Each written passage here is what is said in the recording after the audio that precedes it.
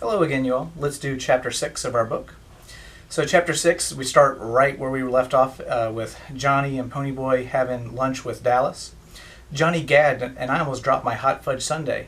Cherry, we both asked at the same time. The Soch? Yeah, Dally said. She came over to the vacant lot the night Two-Bit was jumped. Shepard and some of his outfit and us were hanging out there when she drives up in her little old Stingray. That took a lot of nerve. Some of us were for jumping her then and there, her being the dead kid's girl and all. But Two-Bit stopped us. Man, next time I want a broad, I'll pick up my own kind. Yeah, Johnny said slowly, and I was wondering if, like me, he was remembering another voice, also tough, and just deepened into manhood, saying, next time you want a broad, pick up your own kind. It gave me the creeps. Dally was going on. She said she felt like the whole mess was her fault, which it is, and that she'll keep us, and that she'd keep up with what was coming off with the Soches and the Rumble, and would testify that the Soches were drunk and looking for trouble, and that you fought back in self-defense. He gave a grim laugh. That little girl sure does hate me. I offered to take her over to the Dingo for a Coke, and she said, no, thank you, and told me where I could go in very polite terms. She was afraid of loving you, I thought. So Cherry Valance, the cheerleader, Bob's girl, the Soch, was trying to help us. No, it wasn't Cherry the Soch who was helping us. It was Cherry the dreamer, who watched sunsets and couldn't stand fights. It was hard to believe a Soch would help us, even a Soch that dug sunsets. Dally didn't notice. He had forgotten about it already. Let's add for our character notes, you all, add a little bit about Cherry. Put in there that, she's basically trying to do the right thing. She's helping them because she knows it is true that Bob and the others were drunk and they were looking for a fight and that Johnny killed them in self-defense. It's a big deal. Not just because, hey, it's good to tell the truth, but also she's kind of turning her back on, quote-unquote, her people in a way. If she turns on them, they won't be very happy with her. But she's doing it because it's the right thing to do. Man, this place is out of it. What do they do for kicks around here? Play checkers? Dally surveyed the scene without interest. I ain't never been in the country before. Have you two? Johnny shook his head, but I said, Dad used to take us all hunting. I've been in the country before. How'd you know about the church? I got a cousin that lives around here somewheres. Tipped me off that it'd make a tough hideout in case of something. Hey, Ponyboy, I heard you was the best shot in the family. Yeah, I said. Derry always got the most ducks, though, him and Dad. Soda and I goofed around too much and scared most of our games away. I couldn't tell Dallas that I hated to shoot things. He'd think I was soft. That was a good idea. I mean, cutting your hair and bleaching it. They printed your descriptions in the paper, but you sure wouldn't fit 'em now. Johnny had been quietly finishing his 5th barbecue sandwich, but now he announced, we're going back and turning ourselves in. It was Dallas's turn to gag. Then he swore for a while. Then he turned to Johnny and demanded, what? I said, we're going back to turn ourselves in, Johnny repeated in a quiet voice. I was surprised, but not shocked. I had thought about turning ourselves in a lot of times, but apparently the whole idea was a jolt to Dallas. I got a good chance of being let off easy, Johnny said desperately, and I didn't know if it was Dally he was trying to convince or himself. I ain't got no record with the fuzz, and it was self-defense. Ponyboy and Cherry can testify to that. And I don't aim to stay in that church all my life. That was quite a speech for Johnny. His big black eyes grew bigger than ever at the thought of going to the police station, for Johnny had a deathly fear of cops. But he went on. We won't tell that you helped us, Dally, and we'll give you back the gun and what's left of the money, and say we hitchhiked back so you won't get into trouble, okay? Dallas was chewing on the corner of his ID card, which gave his age as 21 so he could buy liquor. You sure you want to go back? Us greasers get it worse than anyone else. Johnny nodded. I'm sure. It ain't fair for Ponyboy to have to stay up in that church with Derry and Soda worrying about him all the time. I don't guess, he swallowed and tried not to look eager. I don't guess my parents are worried about me or anything. The boys are worried, Dally said, matter-of-fact voice. Two-Bit was going to Texas to hunt for you. My parents, Johnny repeated doggedly. Did they ask about me? No, snapped Dally. They didn't. Blasted Johnny, what do they matter? Shoot, my old man didn't give a hang whether I'm in jail or dead, in a car wreck or drunk in the gutter. That don't bother me none. Johnny didn't say anything, but he stared at the dashboard with such hurt bewilderment that I could have bawled.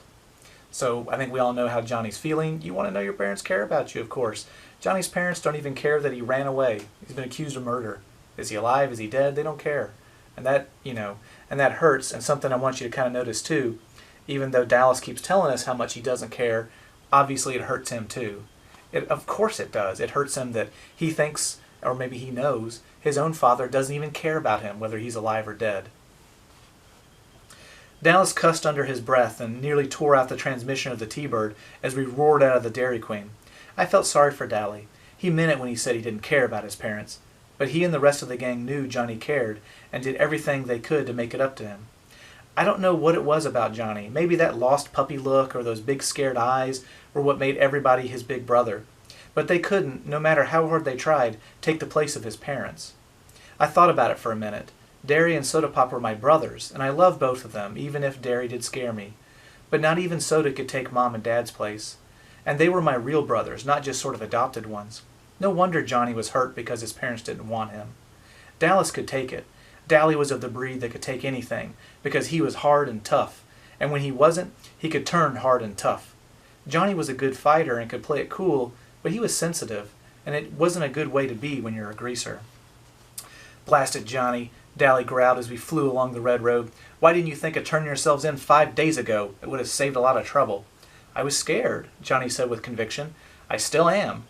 He ran his finger down one of his short black sideburns. "I guess we ruined our hair for nothing, Ponyboy." "I guess so. I was glad we were going back. I was sick of that church. I didn't care if I was bald." Dallas was scowling, and from long and painful experience I knew better than to talk to him when his eyes were blazing like that. I'd likely as not get clobbered over the head. That had happened before, just as it had happened to all the gang at one time or the other. We rarely fought among ourselves. Derry was the unofficial leader, since he kept his head best. Soda and Steve had been best friends since grade school and never fought. And Two-Bit was just too lazy to argue with anyone. Johnny kept his mouth shut too much to get into arguments, and nobody ever fought with Johnny. I just kept my mouth shut too. But Dallas was a different matter. If something beefed him, like made him upset, he couldn't keep quiet about it. And if you rubbed him the wrong way, look out. Not even Derry wanted to tangle with him. He was dangerous. Johnny just sat there and stared at his feet. He hated for any one of us to be mad at him. He looked awful sad. Dally glanced out the corner of his eye, and I looked out the window. "Johnny," Dallas said in a pleading high voice, using a tone I'd never heard from him before. "Johnny, I ain't mad at you. I just don't want you to get hurt. You don't know what a few months in jail can do to you." "Oh, blast it, Johnny." He pushed his white blonde hair back out of his eyes. "You get hardened in jail. I don't want that to happen to you like it happened to me." I kept staring out the windows at the rapidly passing scenery, but I felt my eyes getting round. Dallas never talked like that. Never. Dally didn't give a Yankee dime about anyone but himself, and he was cold and hard and mean. He never talked about his past or being in jail that way. If he talked about it at all, it was to brag. And I suddenly thought of Dallas in jail at the age of 10. Dallas growing up in the streets. "Would you rather have me living in hideouts for the rest of my life, always on the run?" Johnny asked seriously. If Dallas had said yes, Johnny would have gone back into the church without hesitation. He figured Dallas knew more than he did, and Dally's word was law. But he never heard Dally's answer, for we had reached the top of Jay Mountain, and Dallas suddenly slammed on the brakes and stared. "Oh, glory," he whispered. "The church was on fire." "Let's go see what the deal is," I said, hopping out. "What for?" Dallas sounded irritated. "Get back in here before I beat your head in." I knew Dallas would have to park the car and catch me before he could carry out his threat. And Johnny was already out and following me, so I figured I was safe. We could hear him cussing us out, but he wasn't mad enough to come after us.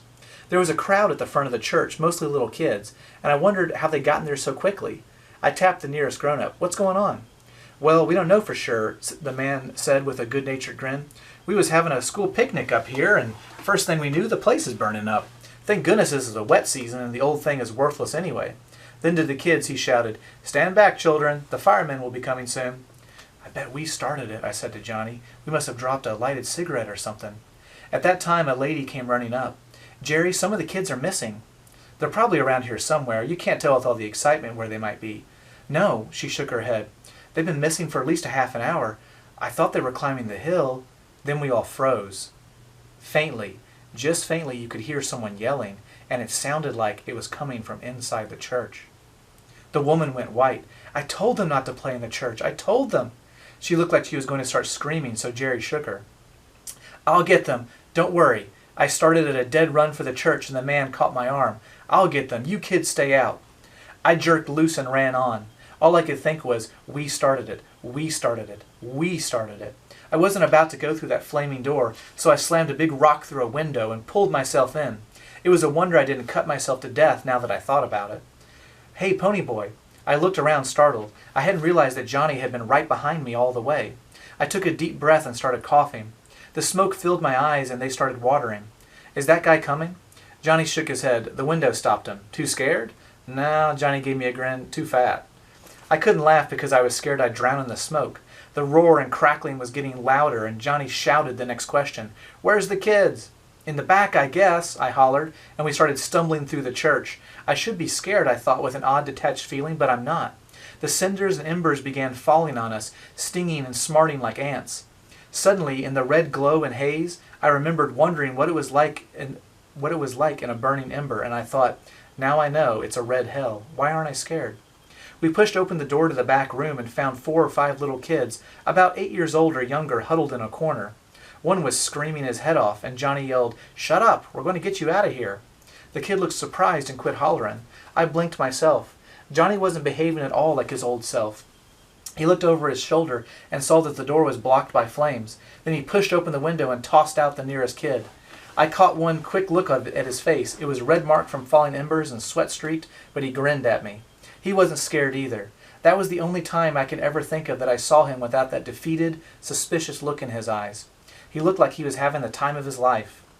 I picked up a kid and he promptly bit me, but I leaned out the window and dropped him as gently as I could, being in a hurry like that. The crowd was there by that time. Dallas was standing there, and when he saw me, he screamed, "For Pete's sake, get out of there! That roof's going to cave in at any minute! Forget the blasted kids!"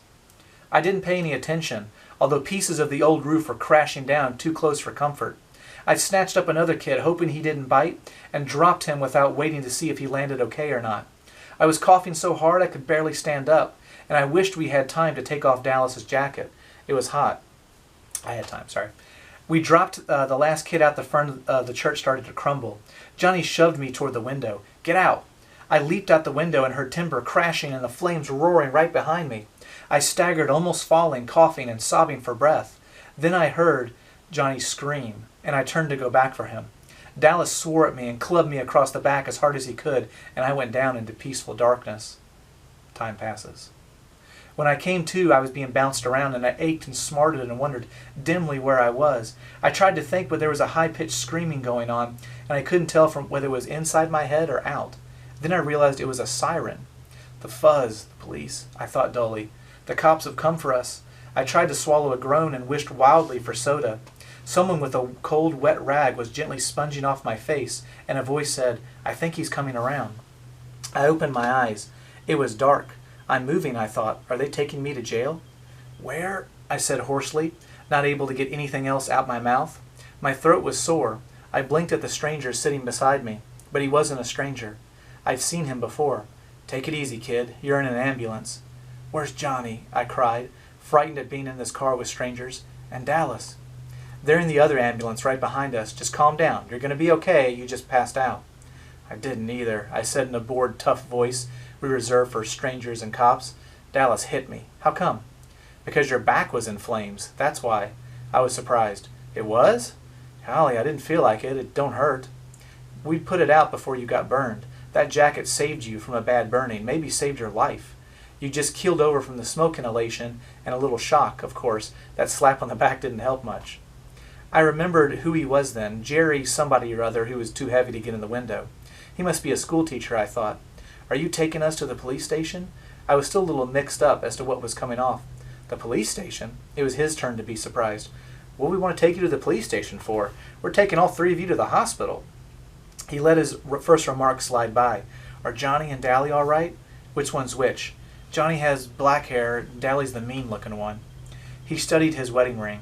Maybe he's thinking about his wife, I thought. I wish he'd say something. "We think the tow-headed kid's going to be all right. He burned one arm pretty badly, though, trying to drag the other kid out the window. Johnny, well, I don't know about him. A piece of timber caught him across the back. He might have a broken back. And he was burned pretty severely. He passed out before he got out the window. They're giving him plasma now." He must have seen the look on my face because he hurriedly changed the subject. "I swear, you 3 are the bravest kids I've seen in a long time. First you and the black-haired kid climbing through the window, then the tough-looking kid going back in to save him. Miss O'Brien and I think you were sent straight from heaven. Or are you just professional heroes or something?" Sent from heaven? Had he gotten a good look at Dallas? "No, we're greasers," I said. I was too worried and scared to appreciate the fact that he was trying to be funny. "You're what?" "Greasers, you know, like hoods. JDs. Johnny is wanted for murder, and Dallas has a record with the fuzz a mile long." "Are you kidding me?" Jerry stared at me as if he thought I was still in shock or something. "I am not. Take me to town and you'll find out pretty quick." "We're taking you to a hospital there anyway. The address card in your billfold said that's where you lived. Your name's really Ponyboy?" "Yeah, even on my birth certificate.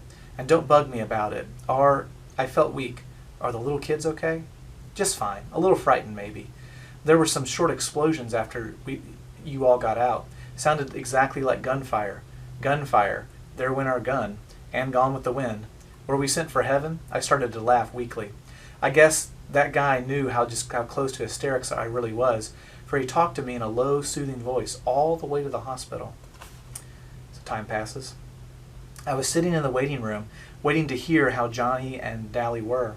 I had been checked over, and except for a few burns and big bruises across my back, I was all right.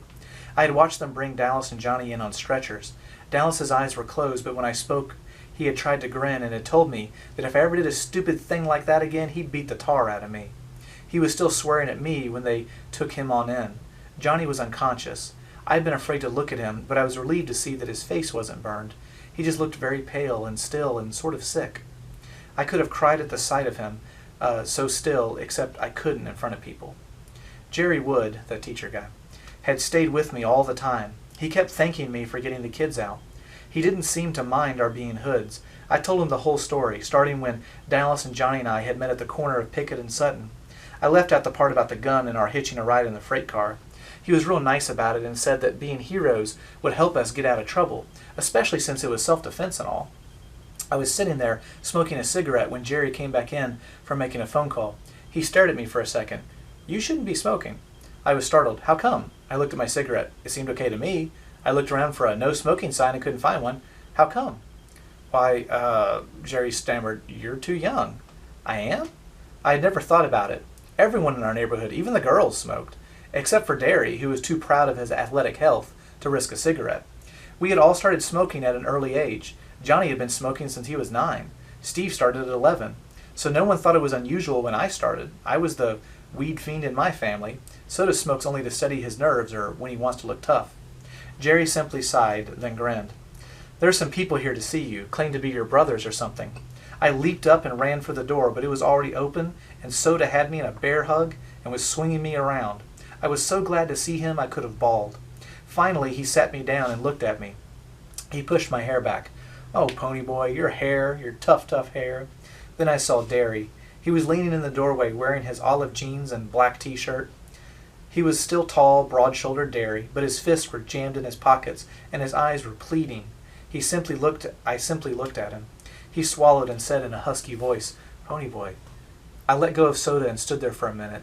Derry didn't like me. He had driven me away that night. He had hit me. Derry hollered at me all the time. He didn't give a hang about me. Suddenly I realized, horrified, that Derry was crying. He didn't make a sound, but tears were running down his cheeks.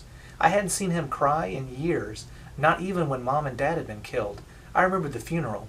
I had sobbed in spite of myself. Soda had broken down and bawled like a baby, but Derry had just stood there, his fists in his pockets, and that look on his face. The same helpless, pleading look that he was wearing now. In that second, what Soda and Dally and Two-Bit had been trying to tell me came through. Derry did care about me. Maybe as much as he cared about Soda, and because he cared, he was trying too hard to make something of me. When he yelled, "Pony, where have you been all this time?" he meant, "Pony, you've scared me to death. Please be careful, because I couldn't stand it if anything happened to you." Derry looked down and turned away silently. Suddenly I broke out of my daze. "Derry," I screamed, and the next thing I knew, I had him around the waist and was squeezing the daylights out of him. "Derry," I said, "I'm sorry." He was stroking my hair, and I could hear the sobs racking him as he fought to keep back the tears. "Oh, Pony, I thought we'd lost you, like we did Mom and Dad." That was his silent fear then, of losing another person he loved. I remembered how close he and Dad had been, and I wondered how I could ever have thought him hard and unfeeling. I listened to his heart pounding through his t-shirt and knew everything was going to be okay. I had taken the long way around, but I was finally home to stay. Into chapter 6. Well, of course, a lot of important stuff in that chapter. You all make sure you do your chapter summary. And let's add in something, too, for our characters. Add in something about Derry, about how he really feels. And let's add in the heroic things, just a little note, for Ponyboy, Dallas, and Johnny, like that. And last thing to think about there, of course, is why Derry is the way he is. Remember, Derry's not even like of the age when he would have finished college. Like, he's that young. And he's basically responsible for his two younger brothers. He's the man of the house. He's the adult now. He's in charge. He's the one who has to make sure, Ponyboy goes to sleep on time and gets up ready for school and has all his books, and do you need to buy him anything, and got to go out and buy groceries and, make dinner for the family and, stuff like that. Pay all the bills, pay the electric bills, worry about the mortgage, think about how Ponyboy's going to go to college, all this stuff. And like Derry's like in his like early 20s. He's not old at all. And so, of course, he's stressed out beyond all belief. He gave up his life for his brothers. He was going to go to college on a football scholarship and be a football star. And he was going to go meet a pretty girl and get married and move somewhere nicer and work a good job and have a house and a family of his own and, just awesome stuff. But then he had to give all of that up to help raise Soda and Ponyboy. And Soda's old enough now to where he'll be able to move out of the house soon, but Ponyboy's still young. He's just started high school. He's still going to need his older brother, basically. And so Derry did all that, and he's not perfect. Sometimes he's mean to Ponyboy in a way because he's so worried and he's so stressed out, and he doesn't know how to be a father, because, of course, he's not really a father. He's just his older brother. And now Ponyboy finally realizes what the other people in the gang realize, because they realize how much Derry cares about Ponyboy, and they would get so mad at Ponyboy and defensive, because it's kind of like, think about it this way. Johnny would give anything to have a family that cared about him the way that Derry and Soda care about Ponyboy. But Johnny doesn't have that. He has his adopted brothers in the gang, but he doesn't have that. And so when Ponyboy starts complaining about Derry being all mean to him, all people like Johnny or Dallas hear is, oh, I got this person in my life who really cares about me and worries about me, and sometimes they yell at me because they want me to make something of myself. And they're like, shut up, Ponyboy. Gosh, you don't know how blessed you are compared to us, is what they're thinking. So, yeah, into chapter 6. Lots of important stuff happened in that chapter. And then we got to do chapter 7 soon, too. Yeah. All right. Talk to you all later.